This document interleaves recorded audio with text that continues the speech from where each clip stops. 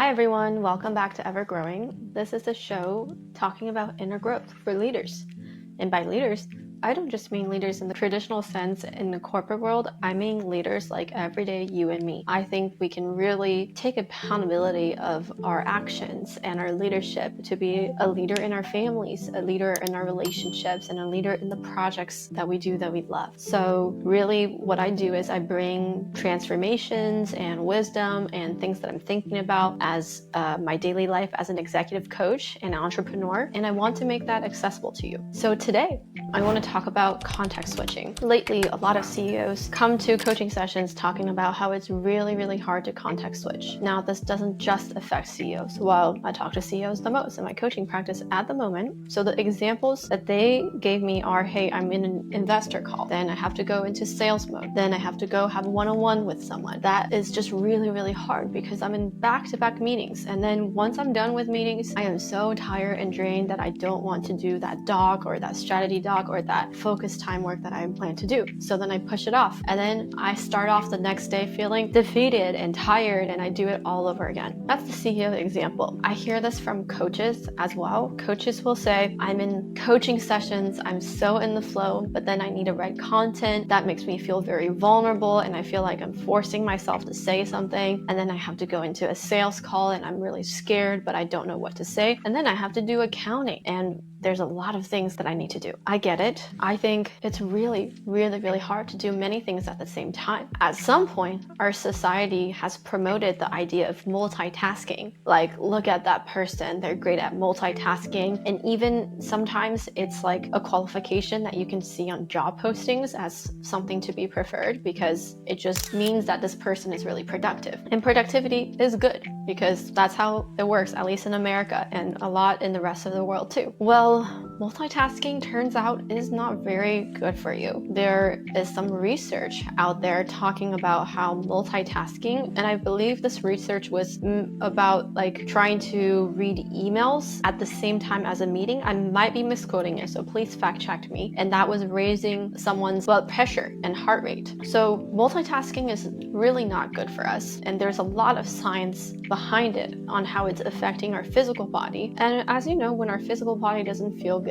we have worse decision-making capacities, we have less empathy, our temper is shorter, and we're just tired, right? So why is context switching so hard? Here are the 4 reasons why context switching is so hard: mental burnout, physical burnout, emotional burnout, and spiritual burnout. So what is a mental burnout? Mental burnout is when we literally cram so much information into our brains and we're full. Our brain is in some ways kind of like a computer. The CPU is at 99%, it's going to get a little bit slower. So when this happens is probably when you are in back-to-back meetings and the meeting is really heavy informational load, and when you're arriving at that next meeting that's an investor meeting and you're supposed to kind of spin it off, you're just out of thoughts and you're exhausted. The second is physical burnout. Maybe you haven't been sleeping, maybe you haven't been eating enough, maybe you haven't done the workout that really brings you energy, maybe you haven't seen the sun today, haven't moved your body in a way that feels good.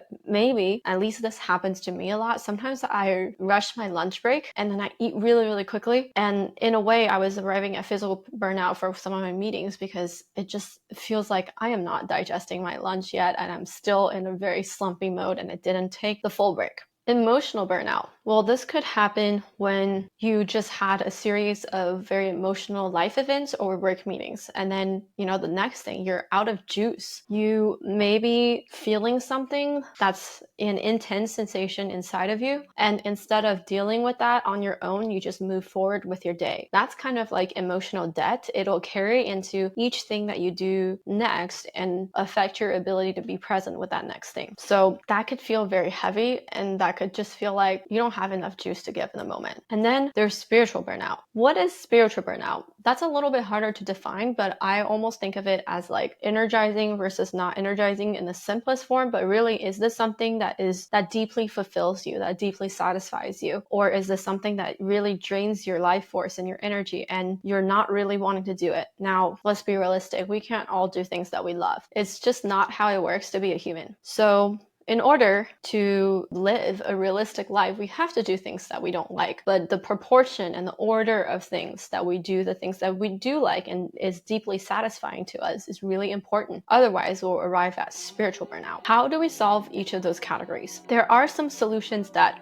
will solve multiple categories at once, but I'll go through the categories one by one again and talk about some solutions. So mental burnout. If you are finding yourself in mental burnout, the best thing to do is actually move your body, recharge yourself with energy. And this is taking a break, going for a walk, going outside, and just letting your brain start to slow down. Meditation is a great one. Breathing exercise is a great one. Syncing up with your body. And I know we've all had the sensation of where our thoughts are way too fast and we feel like we're living outside of our body and it's spinning, and we're just not in touch with the present moment at all. So gotta intervene to slow that down. And it will make contact switching easier, even if it means it pushes your next meeting by a little bit. Physical burnout. It's really about solving for what is the physical cue that I need at this moment and giving myself that. Checking in with your body throughout the day. Do I need food? Do I need water? Do I need to stand up?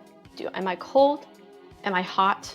Do I need this? Do I need that? That's sending your body a signal that you have awareness and you want to take your body along for the ride, and you're not just using your body as a tool to get to wherever you want. Nobody likes getting used, and everybody likes to be cared for and attuned to. So really doing these body scans and checking with your body will help with that physical burnout. With the emotional burnout, it also has something to do with taking a break. If you feel your emotional load is increasing, whether it's a really hard thing or sometimes it's a very exciting thing, usually a good idea to take a step, take a pause, and really let yourself feel the emotion. Now, there's a Harvard study about something along the lines of, if you really feel your emotions for 90 seconds, it'll typically go away. Now, the most important thing is to not go into contact with the emotion with the objective to make it go away, or judge it, or resent it, or want it to go away. When you go in with that type of force,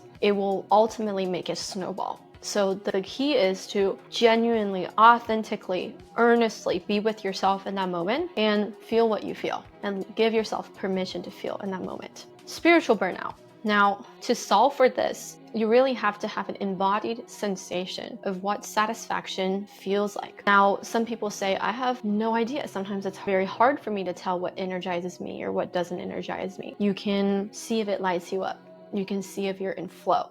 You can see that if you have more energy or less energy after doing something. Those are good ways to measure that. And once you have like an embodied sensation of what satisfaction feels like, you can rearrange things that gives you that positive sensation to do maybe first thing in the morning, or prioritize that. So then the excess of that energy flows into things that you don't want to do. Sometimes people like it to say, hey, I'm going to do these hard things right now, knowing I've left myself a really nice treat. I get to do this later in the day. For most people, I would say, at least anecdotally, for the people that I coach, the first strategy works a little bit better, because if you start with the things that drain you, sometimes you're scraping the bottom of the barrel already, and when it comes to energizing things, it's really hard to bring it up.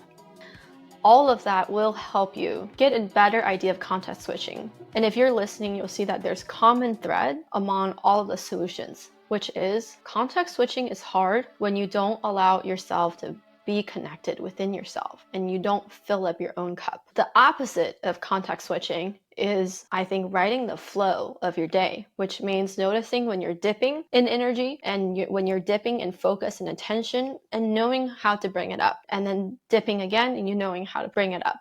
It is not brute forcing throughout your day until you're exhausted. So general ideas of taking breaks, making your body feels good, feeling your emotions, and prioritizing things that energize you, all of that will be able to help. Now, with all of that, there's still the idea of believing in oneself and having confidence and self-assuredness. Because what happens with context switching that makes it hard, in addition to those burnout, is fear and doubt and shame and I can't do this, or this is hard. If you have a relationship and an attitude with life where it's like, I have a lot of grace for myself. I know that I make mistakes, and if I make mistakes, I got my back. And even though this is a big project, even though this is a big meeting, even though this is a big moment, it's gonna be okay. I'm gonna be okay because I know me and I've got me. I think that's like the general attitude that I've found helps me context switch and helps me do a lot of things effortlessly. And on my most relaxed days, sometimes produce the most amount of results out of nowhere because I'm so in the flow of my day. I'm watching my attention, I'm watching my physical health, and I feel like everything is gonna be okay. And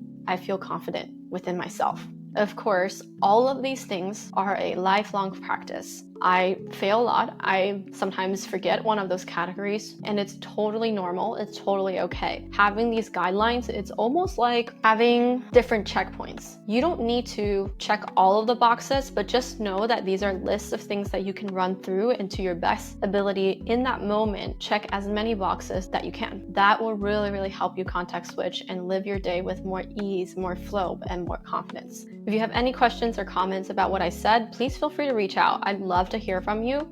And if you're interested in learning more and digging deeper, I am planning a series of events where I go deeper on some of these concepts, and it's very much in development right now. So I'd love to hear from you. If you're interested, I'll share a little bit more privately. Thank you for listening.